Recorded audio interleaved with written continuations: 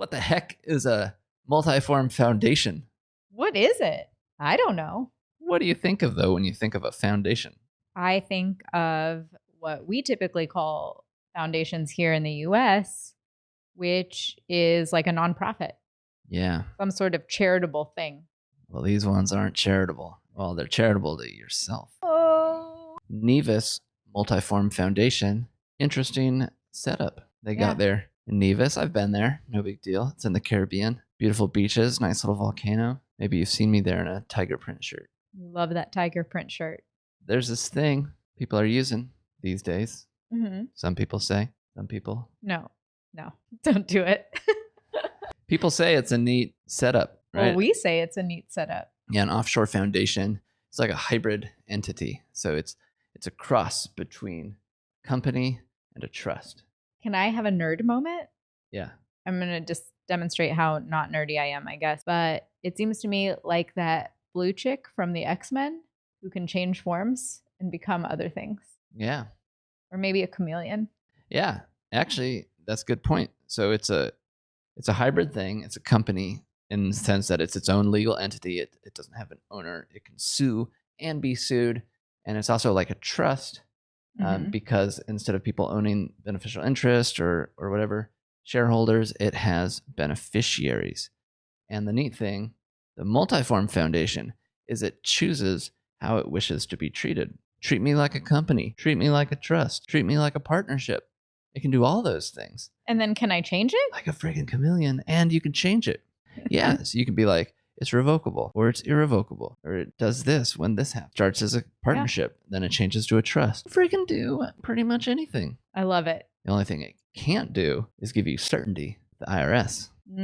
That's a big deal because the foundation is not on the books besides the charity ones. An offshore foundation is not in the laws. Well, it's of our not country. an entity that the IRS uses here. So they're like, you got a company, go to section 11.44.631, subsection A, and there are all the rules about your taxes. Got a trust, go to some other section. And they tell you how to do your taxes and how to report things. But when you have a foundation, it's like, not in the books. You get to choose. That's what they've said.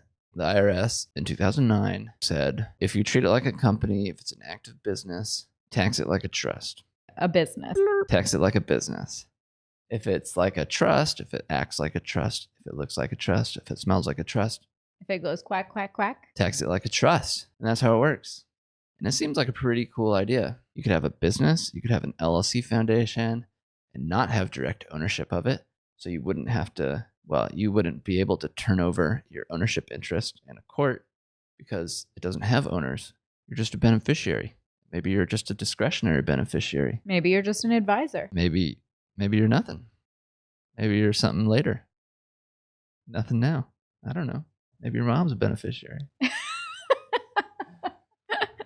So they seem pretty cool. That does seem pretty cool. But Shreya, yes, whenever Colin. something seems so cool, there's got to be something that's not cool about it. Oh, uh-oh. Dun, dun, dun. Go to the bank and try and open an account for an offshore foundation. It's going to be a challenge here in the States because they're like, what is it? It's an entity that they're not familiar with. Nobody down at the BECU is going to know about your foundation. You're going to have to be able to open an offshore account for it, which is good. Extra protection, but it's a hassle that some people are not willing to invest in. Or not ready to. Yeah. Or not ready to. But the bigger concern from other attorneys and people is how will it be taxed? Because there are different offshore reporting requirements for different entities. If you have a company or partnership or a trust, it has different reporting requirements and very harsh penalties if you don't do them. So say you're like, I'm going to be a trust, and you do your offshore trust reporting for years, and then down the road, the IRS is like, you know what? This actually looks like a corporation to us. So for the last 10 years, you have failed to file the appropriate forms and now pay the corporation taxes. And now you owe us big time. Big time. That's sad. That would be sad. That would be a sad. That would be my main concern, Shreya. All right. Thanks for that hot take. That's what a Nevis Multiform Foundation is. Hybrid entity, neat features, maybe a bit of a challenge to deal with in the USA.